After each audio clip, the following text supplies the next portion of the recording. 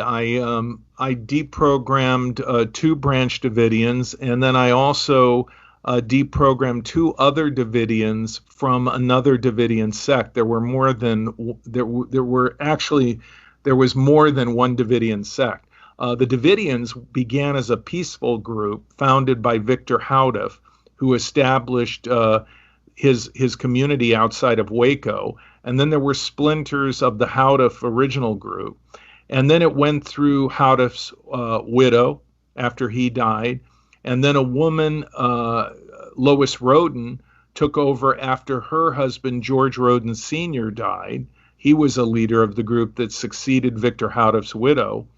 And then finally, when Lois Roden's health was failing, Vernon Howell, who later became known as David Koresh, he insinuated himself in the group and eventually took it over. In fact, he was tried for attempted murder when he tried to kill George Roden Jr., Lois Roden's son, in a bitter rivalry as to who would take control of the compound.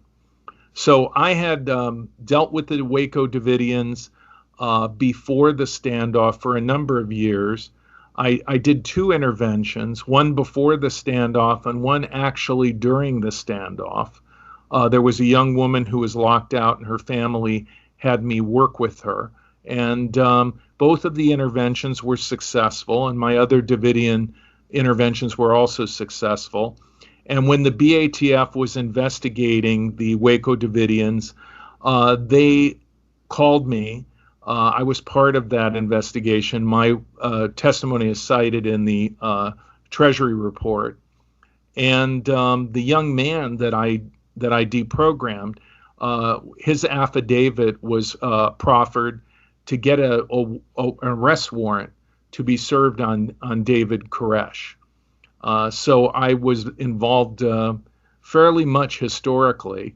And then during the standoff, I worked for CBS News doing analysis regarding the 51-day standoff. That's so that whole Waco disaster had huge ramifications afterwards, because people got really mad at the ATF, and the Oklahoma City bomber claimed that he was motivated by Waco.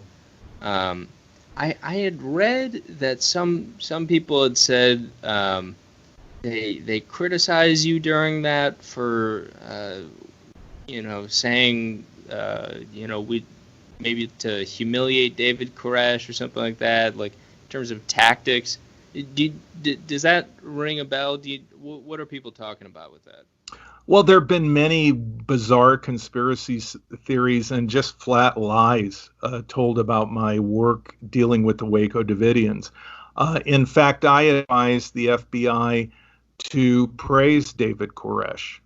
And I also advised them to quote scripture in a positive way. For example, I said that they should quote the scripture, "Suffer not the little children to come unto me," and cite Jesus's compassion for children as a bridge for Koresh to let children out of the compound. And they did that to some extent. I had disagreements with the FBI and their negotiators.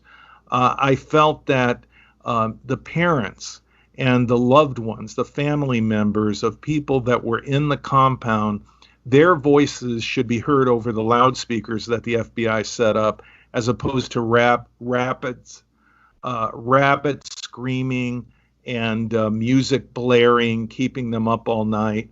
I said that was a really bad idea. And I said they needed their sleep, they needed to be well rested so they could think more clearly, and that they should have a kind of time during the day when different parents could speak to their family members using that loudspeaker system that the FBI set up.